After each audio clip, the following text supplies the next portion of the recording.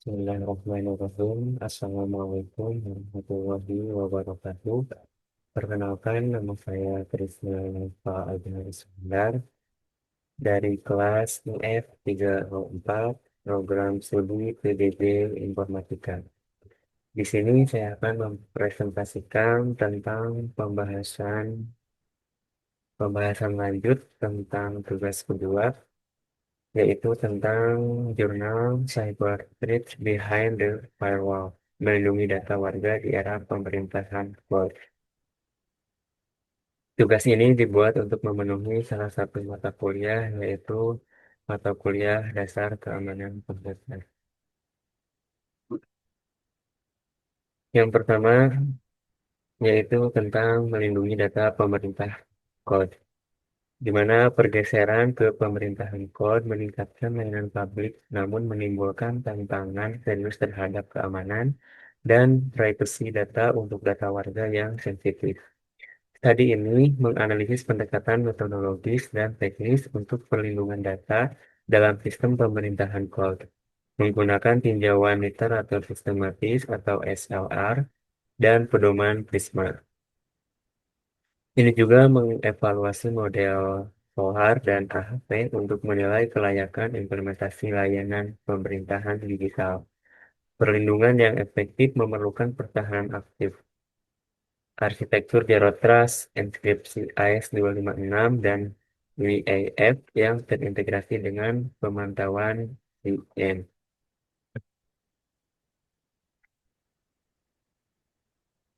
Keharusan pemerintah berbasis cloud ini yang pertama dalam hal transformasi digital. Pemerintah di seluruh dunia mengadopsi komputasi awan untuk pelayanan publik yang efisien, fleksibel, dan terukur. Yang selanjutnya, sensitivitas data. Pemerintah mengelola data sensitif, yaitu identitas, populasi, layanan sosial, sehingga keamanan yang kuat sangat penting. Tantangan dan kepercayaan publik. Yang pertama ada kelemahan keamanan. Keamanan yang buruk dalam pemerintahan berbasis cloud dapat menyebabkan pelanggaran data, akses tidak sah, dan penyalahgunaan informasi pribadi. Dan selanjutnya, tantangan dan kepercayaan publik. Yang kedua ada mengikis kepercayaan. Insiden semacam itu memengaruhi kepercayaan publik, aspek hukum, dan stabilitas sosial.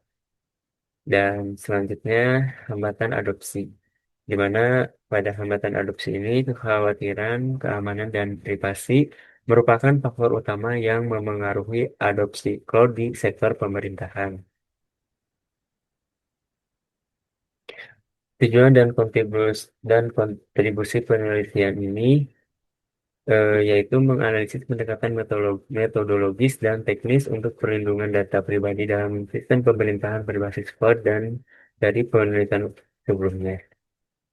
Fokus utama dalam kontribusi penelitian ini yaitu mengidentifikasi metode penelitian, kerangka kerja keamanan, dan mekanisme penghubungan sistem. Sehingga dampak praktis yang diharapkannya ialah memberikan praktik terbaik bagi pembuat kebijakan dan pengembang IT untuk merancang layanan pemerintah berbasis cloud yang aman, sesuai, dan dapat dipercaya. Di sini ada metodologi yaitu tentang tinjauan pustaka sistematis. Yang pertama saya buat dengan tahap identifikasi, yaitu dengan menggunakan cari database untuk studi relevan. Selanjutnya, saya menerapkan kriteria inklusi dan eksklusi, dan dan selanjutnya saya menganalisis tentang iterasi data dan nilai kualitas sehingga akhirnya yaitu sintetis gabungkan hasil untuk menarik kesimpulan. Penelitian ini menggunakan tinjauan pustaka sistematis SLR yang dipadu oleh Prisma untuk memastikan transparansi dan ketelitian ilmiah. Selanjutnya ada model evaluasi yaitu SOAR dan AHP. Analisis SOAR yaitu mengidentifikasi kekuatan, yaitu ada strength, dan selanjutnya ada peluang, opportunities, lalu ada aspirasi, aspiration, dan hasil result. untuk implementasi pemerintahan berbasis cloud dengan fokus pada perlindungan data. Model evaluasi yang selanjutnya ialah dengan menggunakan metode AHP ya, menggunakan metode proses hierarki analitik, analitik hierarki proses untuk pengambilan keputusan kuantitatif, mengevaluasi pentingnya dan kelayakan tahapan di pemerintahan berdasarkan kriteria. Dan solusi teknis untuk ancaman siber yang pertama dimulai dari ancaman internal. Dalam ancaman internal ini, akses ilegal oleh staf internal dimitigasi oleh audit log ya, atau SIEM dan manajemen akses istimewa PHM. Selanjutnya ada injeksi SQL. Dalam injeksi SQL ini, eksploitasi input aplikasi publik dicegah oleh Web Application Firewall atau WAF dan validasi input.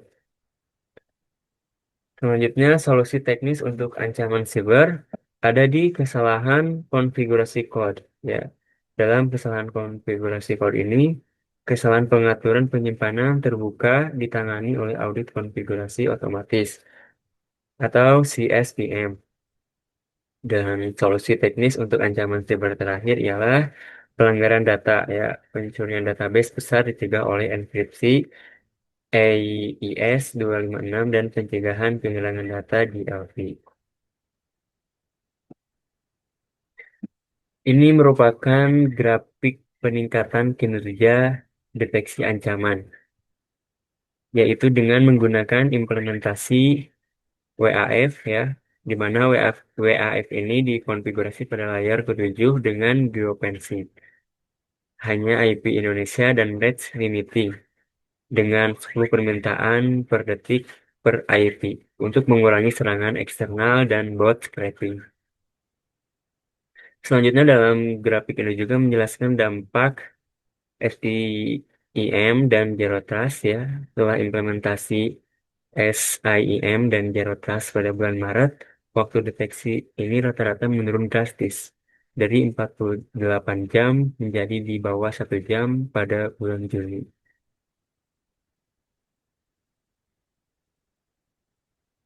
Kesimpulannya, keamanan berkelanjutan untuk pemerintahan cloud. Yang pertama ada pertahanan aktif, melindungi data warga di pemerintah. Cloud memerlukan pergeseran dari pertahanan pasif ke aktif. Selanjutnya, Zero Trust enkripsi AS256 dan WAF dengan pemantauan SIM secara efektif mengurangi resiko pelanggaran data. Dan keamanan informasi ini bersifat berkelanjutan, menuntut audit berkala dan pengujian penetrasi terhadap ancaman siber yang terus berkembang. Mungkin itu saja tentang kajian lanjutan tentang jurnal yang telah saya buat dan saya teliti, yaitu tentang cyber threats behind the firewall, yaitu melindungi data warga di era pemerintahan cloud. Semoga presentasi saya kali ini bisa menambah wawasan untuk kita semuanya.